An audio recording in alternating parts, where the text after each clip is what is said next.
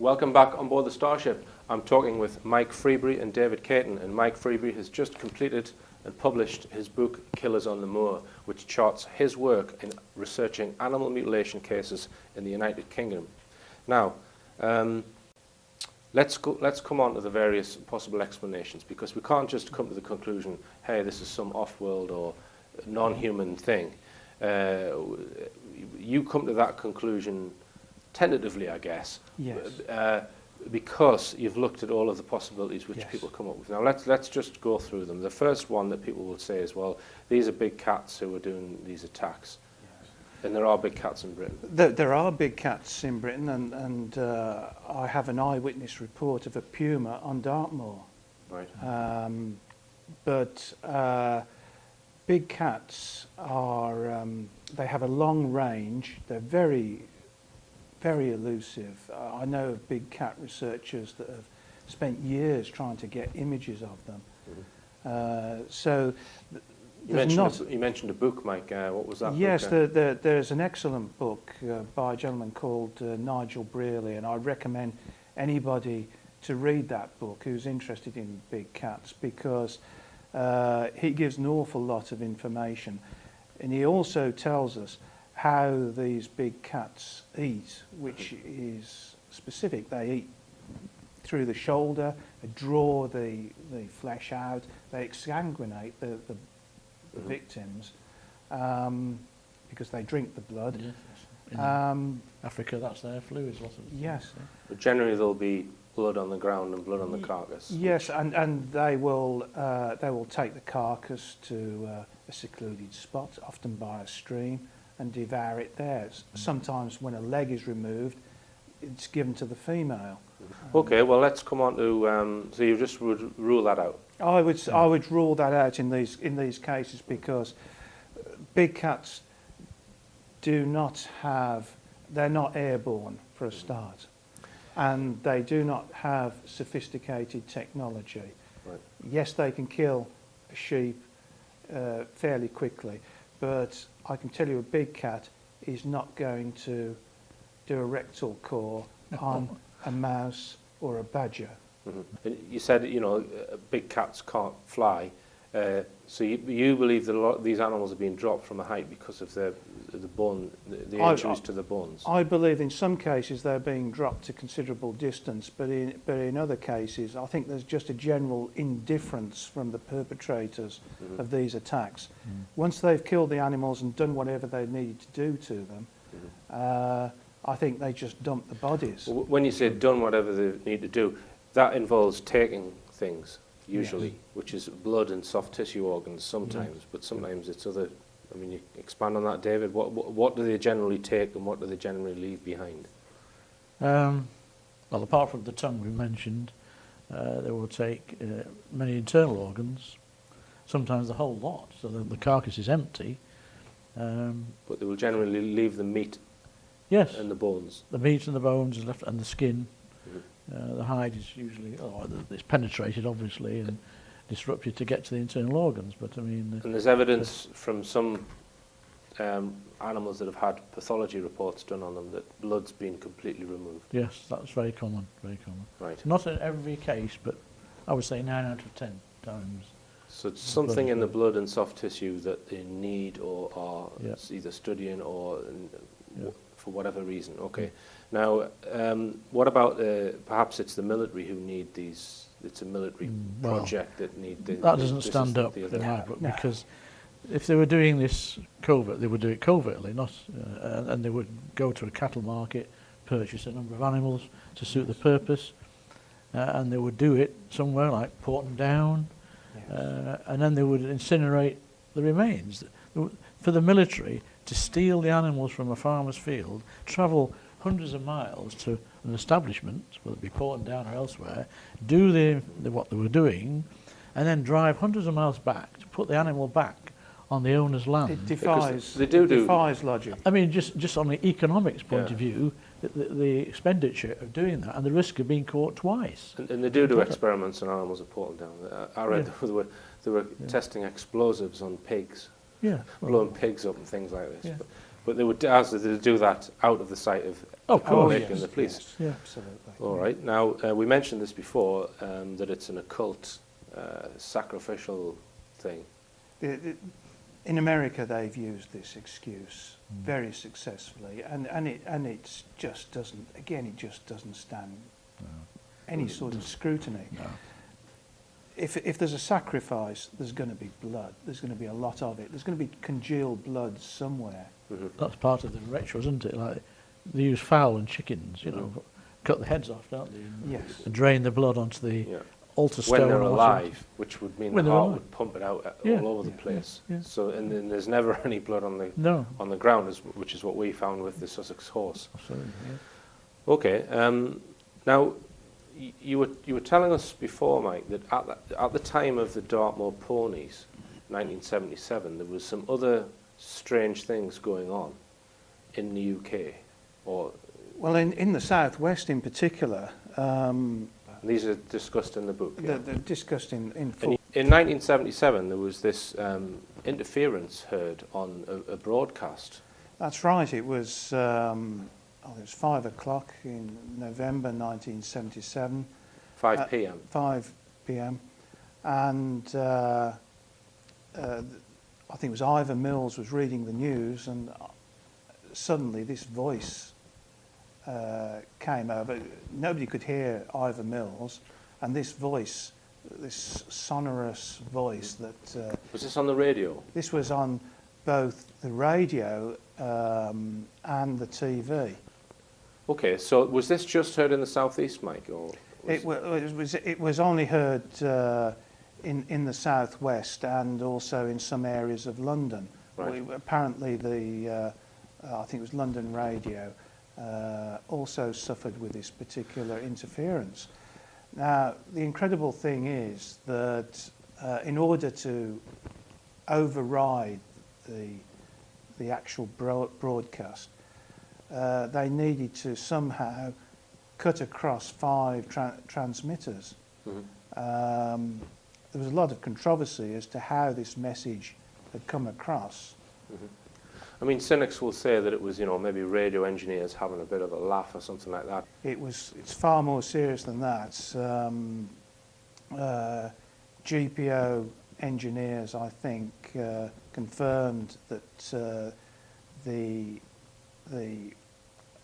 mast at Stannington had been overridden. That particular station, broadcast station, had been subjected to an override, and they weren't sure how it had been done. Right. The Sunday Times claimed it was a group of students with a car battery, but of course they would, wouldn't they? Sophisticated technology was plainly used, Yeah. Okay. and it's never been sufficiently explained. And what about explosions? Well, the explosions are really quite bizarre. These went on for some considerable time during 1977. These were quite violent explosions as well. One Coast Guard said the whole Coast Guard station shook Right. when this explosion took place. They were never fully explained. It was suggested that it might be Concorde, but Concorde doesn't go supersonic until it's 30 miles or so off Land's End. Yes. So you think there was other unexplained phenomenon Yes. which could be linked to what was happening with these animals then? Yeah, I'm just saying, really, there were a lot of other strange things going on at the time, Right. and certainly the explosions have not been satisfactorily explained. Right. There's also been explosions relatively recently, I think in 2006.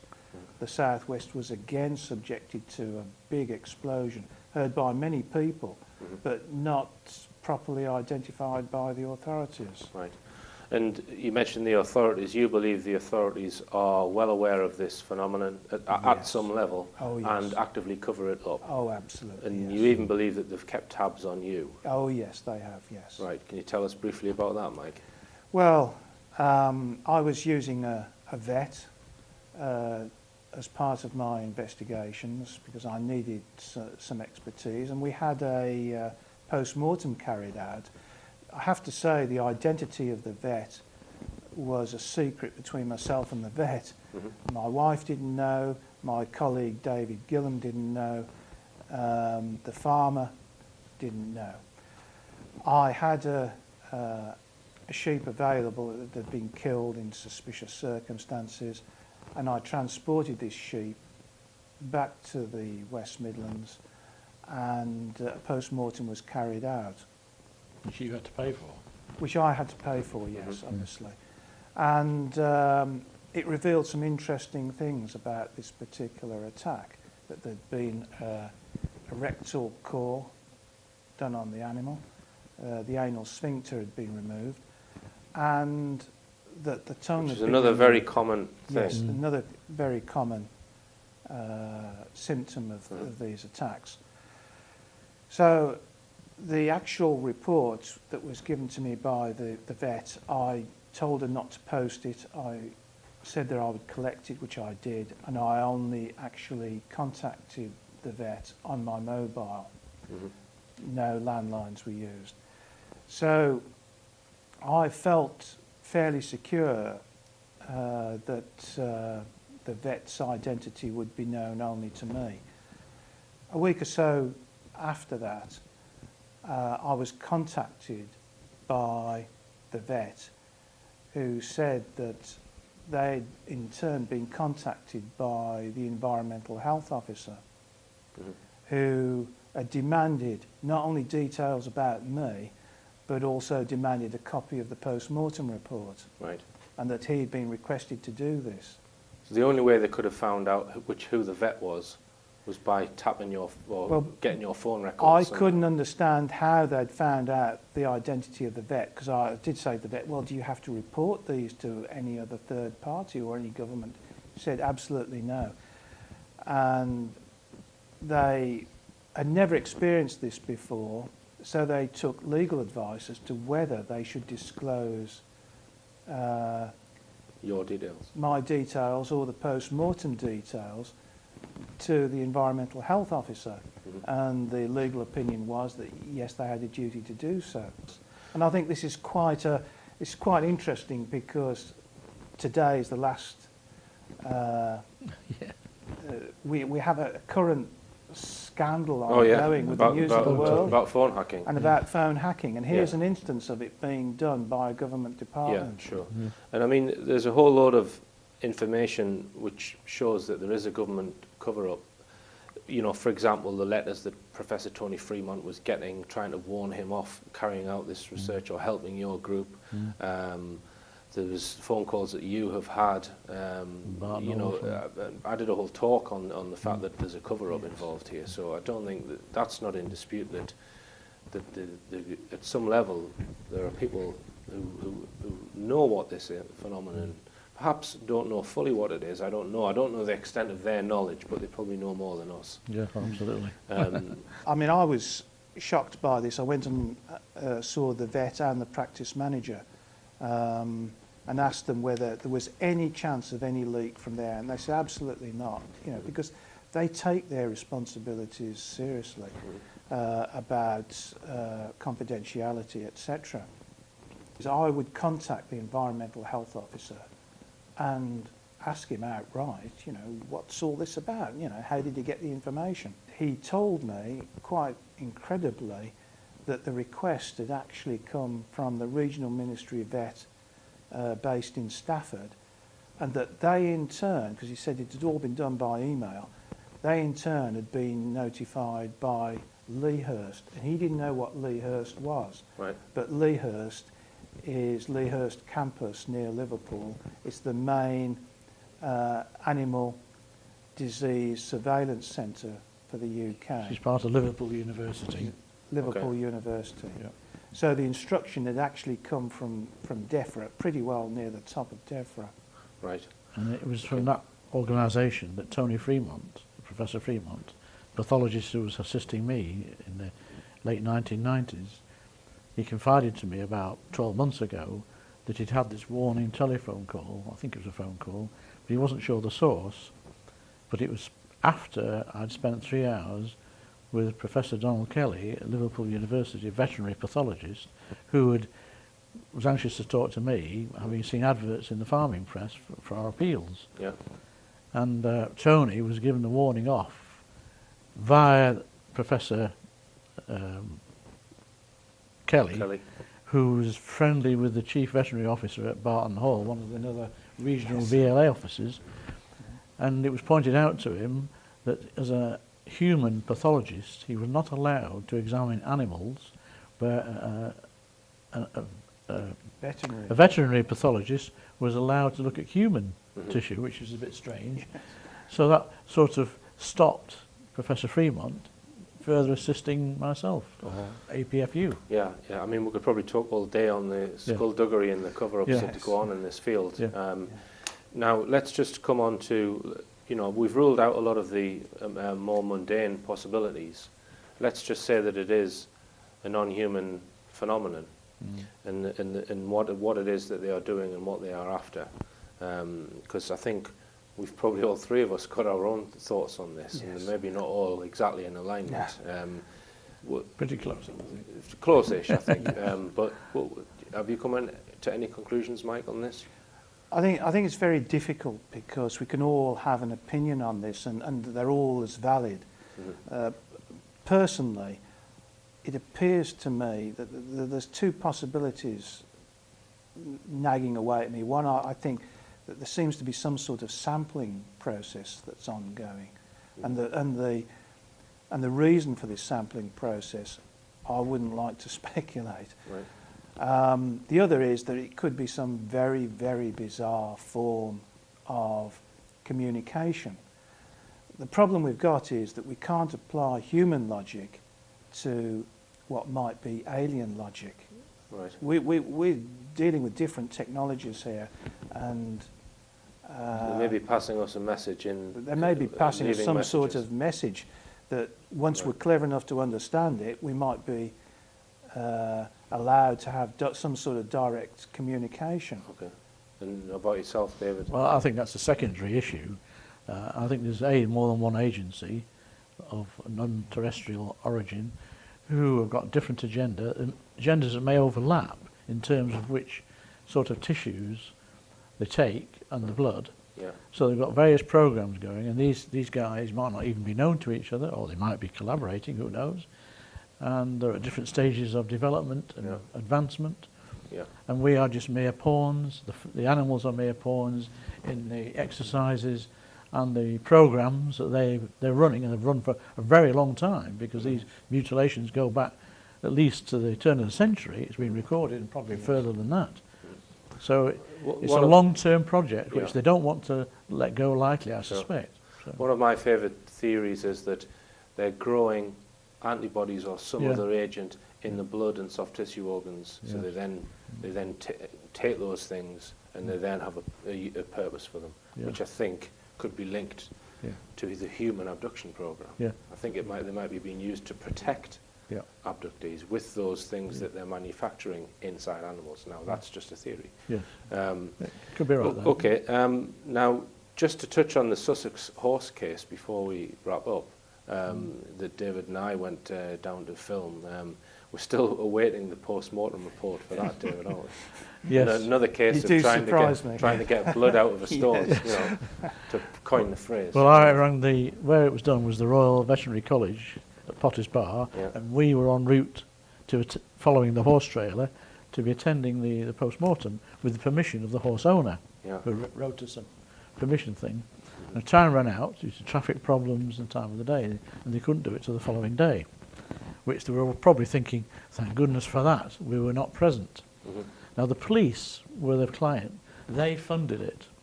So that means that as soon as we discovered the police were going to do that, we were going to have great difficulty having sight of this document. And when I rang the veterinary college 3 times, I was told, when they established I wasn't the horse owner, and due to the old excuse of confidentiality and so on, we weren't even in the frame to have a copy. Now, the horse owner has somewhat dragged his heels in chasing the police up for a copy, for which I would have thought he was entitled to. His vet, who was a lady, was very reticent and unhappy about handing over, and she did the payment and handed over was the middle person between the invoicing from the Royal Veterinary College and the police in Sussex. We're still pursuing that. We're 7 months on, are we now? Something like Yeah, that? and if you just let us know where can people get this book from, Mike? You can get it from numerous websites and all good bookshops, Waterstones, Right. W.H. Smith's. Okay, and stock it. as you said, it gives an overview of the whole subject plus specific details on the cases that you've looked into. And just before we finish, I'd just like to make an appeal, because we are looking for scientists to help Mike and to help David in their research, and specifically we're looking for animal pathologists, geneticists, and hematologists, that kind of thing. So And environmental people. environmental people, and if they can contact me via the richplanet.net website. Well, it's been a fascinating discussion, and thanks very much for coming up, Mike. Thank you for inviting me on the Starship. And thanks again, David. Pleasure, it's been great. Okay, and it just remains for me to say, keep your eyes on the skies, keep your feet on the ground, and tell all your friends about this show.